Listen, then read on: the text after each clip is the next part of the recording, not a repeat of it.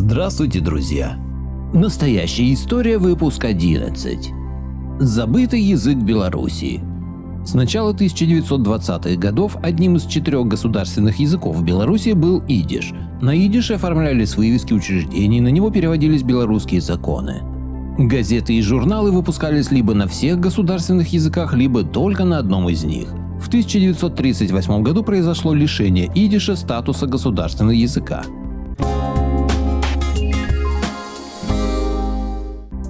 Таинственные римские двери из Курии Юлии. Исторический экскурс. Двери на фото из Курии Юлии были перенесены в 1660 году, чтобы стать центральными воротами римской базилики святого Иоанна Латеранского. Гигантского размера двери с ручками на уровне человеческого роста и с засовом на высоте непонятно чего.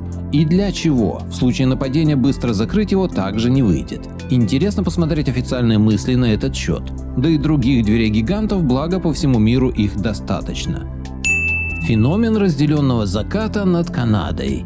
Необычные явления в атмосфере нашей планеты наблюдаются последние несколько дней. Люди обращают внимание на странный цвет неба и не менее странные восходы и закаты солнца. В Канаде очевидцы были потрясены тем, что на закате солнечный свет уходящего за горизонт светила оказался разделен ровно наполовину, как будто кто-то прикрыл одну часть неба. Терри Нокс, один из свидетелей странного явления, рассказал, что был потрясен увиденным, как и все остальные, кто видел это феноменальное явление. Матрица дала сбой? Человек, получивший доход от гибели Титаника. Финансист JP Morgan был владельцем White Star Line, и именно он вложил значительную сумму в Титаник. Перед тем, как отправиться в плавание, Морган работал над созданием американской федеральной резервной системы для регулирования банковской системы. Морган и его близкие друзья отменили свою поездку на Титанике в последнюю минуту. Но его противники остались на борту, поэтому погибли во время затопления корабля. Среди них Бенджамин Гугенхайм, Иса Штраус и Дэвид Астер. Федеральный резервный фонд был создан в 1913 году. Титаник был застрахован. Жертвовать жизнями людей для осуществления своих целей стало уже традицией у американцев. В наше время подобное тоже происходит часто. Вспомните пресловутые башни и самолеты. Автомобиль «Москвич» на воде. Советским ученым удалось установить первый водородный двигатель на «Москвич». В 1976 году в исследовательском центре в Харькове был создан экспериментальный образец, получивший название «Москвич-412». Он успешно прошел испытания. Автомобиль был оснащен водородным двигателем. Обычная вода проходила через сложную систему окислов металлов, катализаторов. Распадаясь на кислород и водород, она становилась топливом для мотора.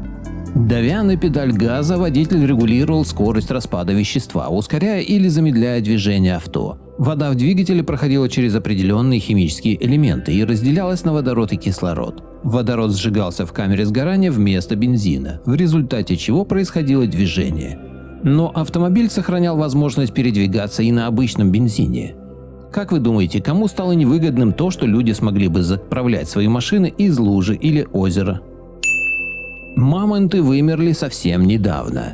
Основатель Екатеринбурга, князь Татищев, в 1720 году написал сказание о звере-мамонте.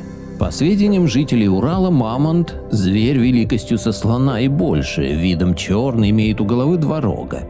Охотники предъявляли князю бивни мамонта в свежей крови, как от туши недавно убитого животного. Также Татищев пишет: «Случилось же мне от шведских знатных пленников слышать, что они оного зверя сами видели в ночи через реку плывущим». Научное расследование Татищева о мамонтах, первое в мире, по неизвестным причинам не было издано в России. Его опубликовали в Швеции и Лондоне. Кто такие пролетарии? Слово «пролетарий» происходит от латинского «производить на свет потомство» или «пролес». Это был класс обедневших римлян, которые были свободными, но никакой собственности и богатства у них не было и в помине. Единственным правом, которое у них оставалось, было право голоса. Власть имущие глубоко презирали этих граждан, но не могли не признать, что они приносили большую пользу. Они производили на свет многочисленное потомство, то есть были производителями детей, пролетариатом. То же самое сейчас происходит в нынешней России. Электромобили получали электричество из воздуха. Заголовок статьи: «Электричество, полученное из воздуха, приводит в движение автомобиль».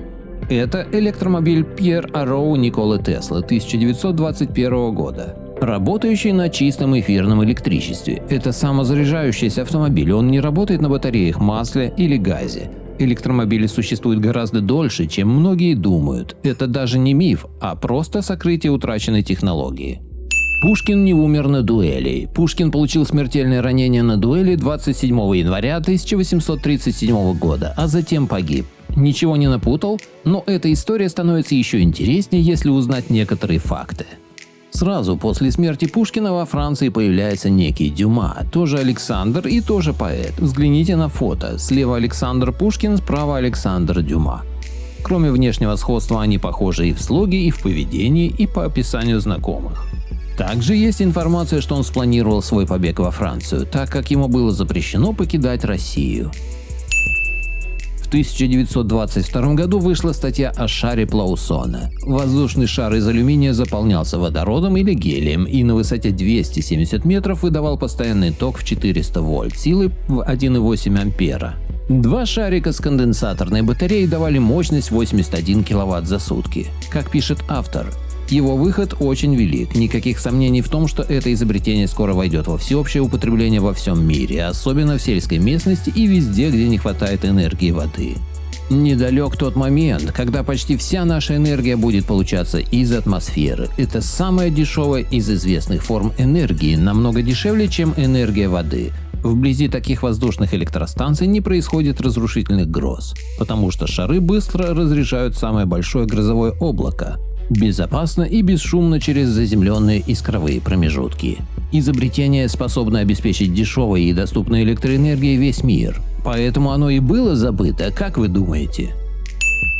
Как Миллер переписывал русскую историю? Миллер, обладавший монополией на единственно верный вариант русской истории, стремительно продвигал свои интересы и убирал противников с пути.